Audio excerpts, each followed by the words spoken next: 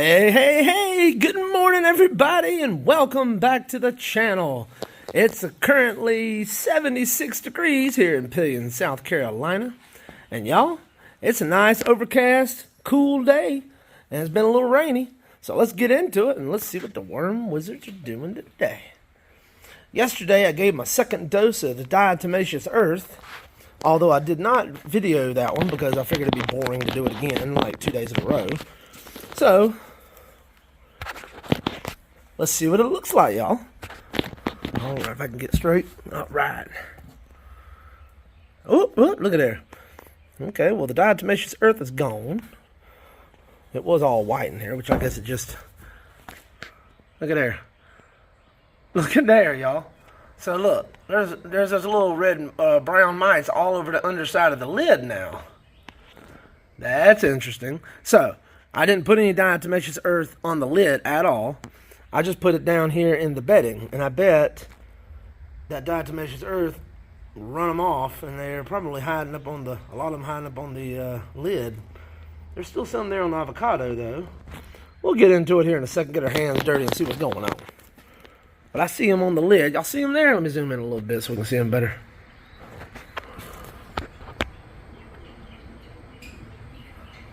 I might hit that. I might dust that underside of that lid today. That's pretty rough looking there. Got a population explosion. Or either, like I say, it run them from the bin up onto the lid. That's kind of what I think is going on. I don't think it's a population explosion. I hadn't been feeding them much. No chicken feed or no scraps or nothing, so. Ooh, look at all them wormies. I didn't feed them any chicken feed yesterday. For all those new folks out there, I feed them 16% laying crumbles to supplement feed them. See, I don't see no red bugs on the underside of this lid. None of them mites, brown mites, red mites. I don't know if they're brown mites or red mites.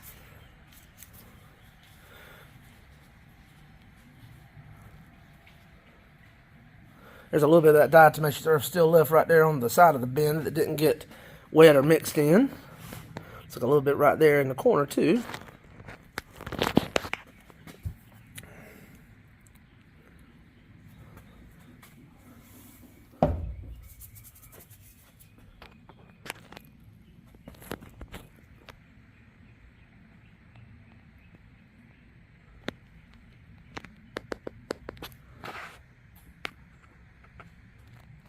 There's a little bit over there in that corner.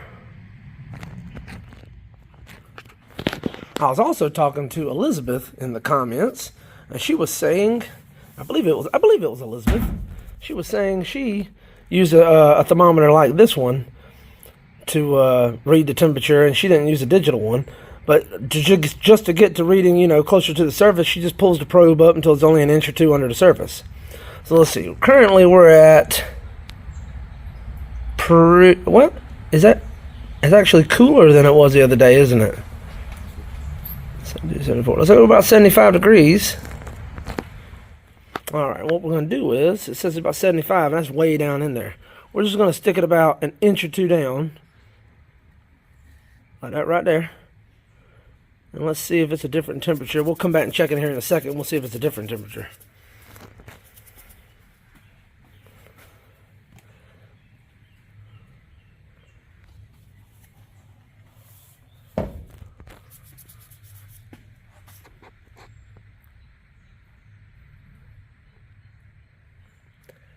The smell from the used coffee grounds I put in there is pretty much gone now. I can't smell it anymore.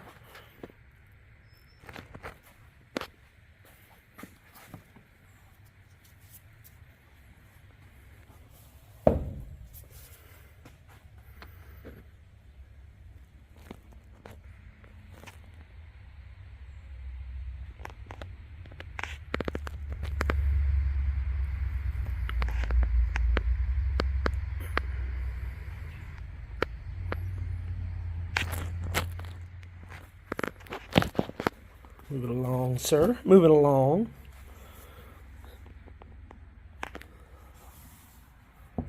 Oh, look at there. We got the red bugs underneath the mites on the underside of this lid, too.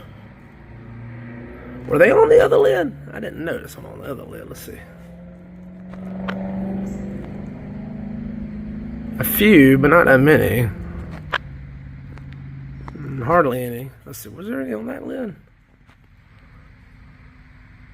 Nope, I don't see none.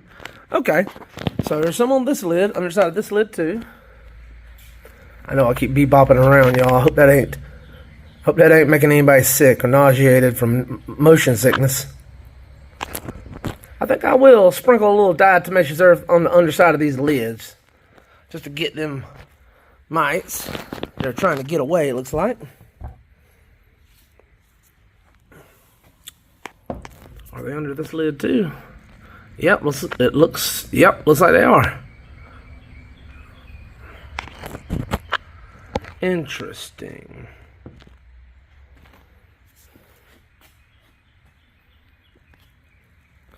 Very interesting. Alright, let's see what's going on in this coffee filter and get our hands dirty. Look at there, that coffee filter's falling apart now. Look at there. Can't even move it without ripping it to pieces.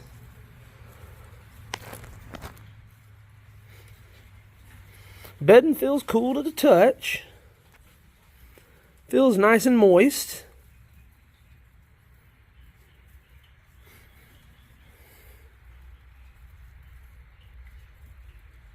Was that a cocoon? We'll zoom in on that. Yep, there's a cocoon, y'all. Check it out.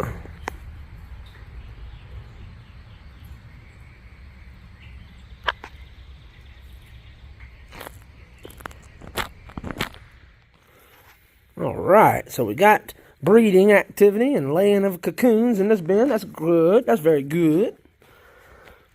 Let's zoom in over here. See if these coffee filters are falling apart like the others. Well,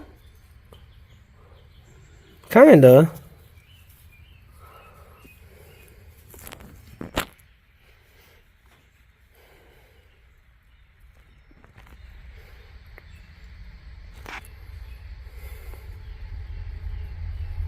Lots of babies. Lots and lots of babies.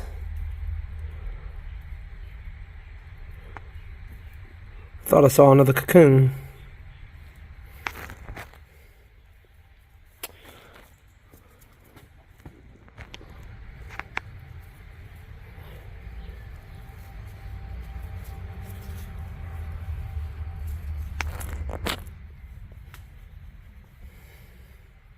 Ooh, a lot more worms in this bin, in this handful. The bedding's good and moist. Seeing lots of little ones. Lots of big ones, too.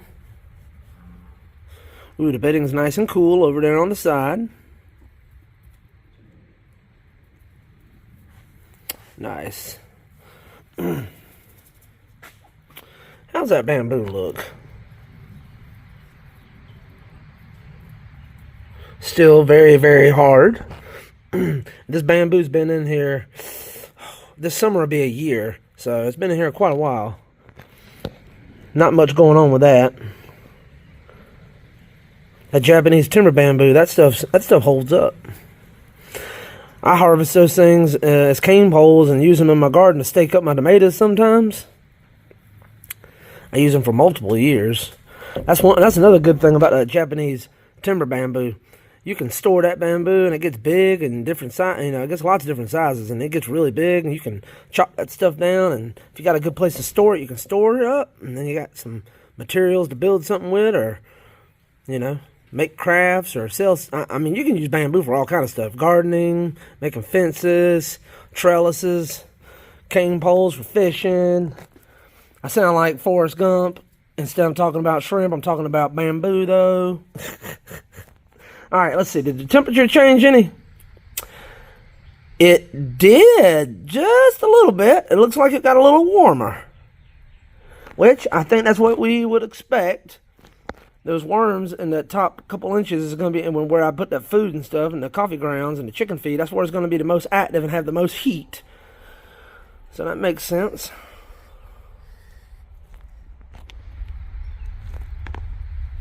All right.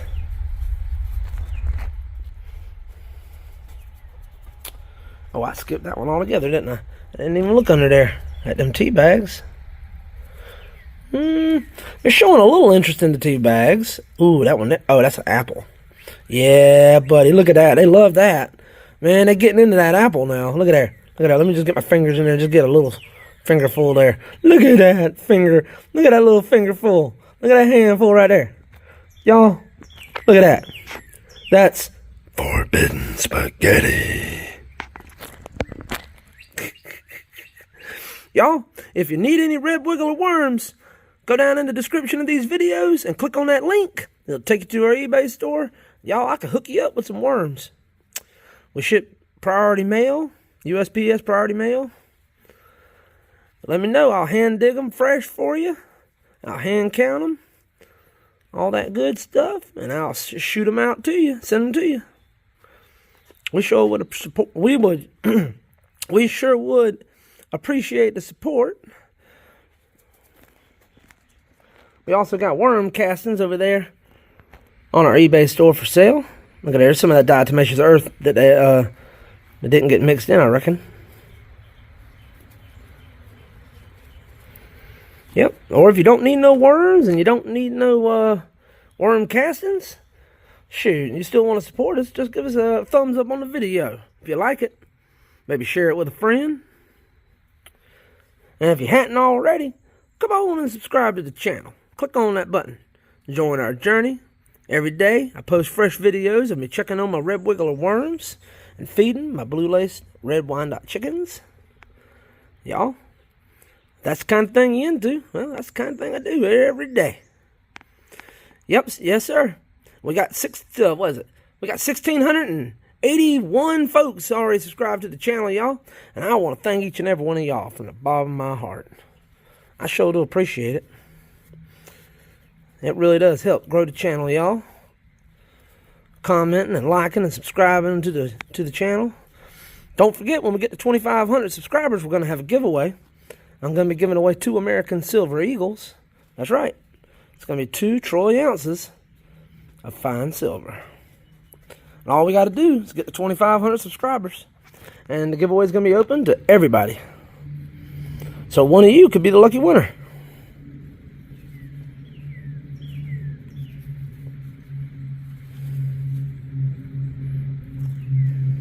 Oh, look at there.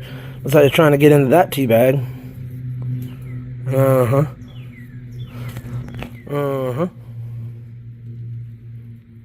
Ooh, yeah, the bed's a little warm. Not hot, but a little warm right there. Ooh, look, I think I see a cocoon, too.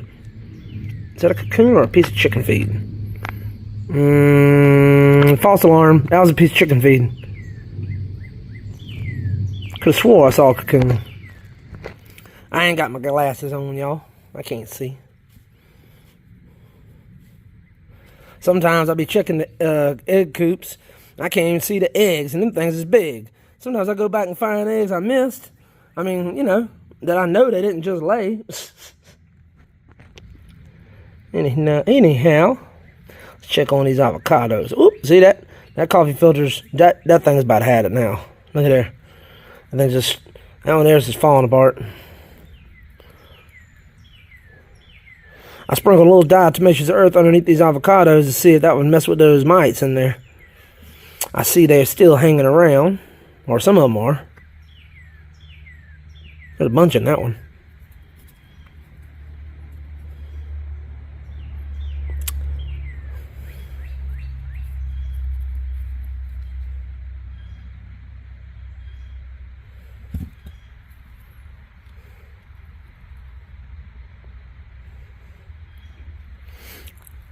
I think it's about time to take these avocados out, y'all. Yes, sir. About time to take them out. But all right. Let's get in here. Let's see what's down in here, underneath here.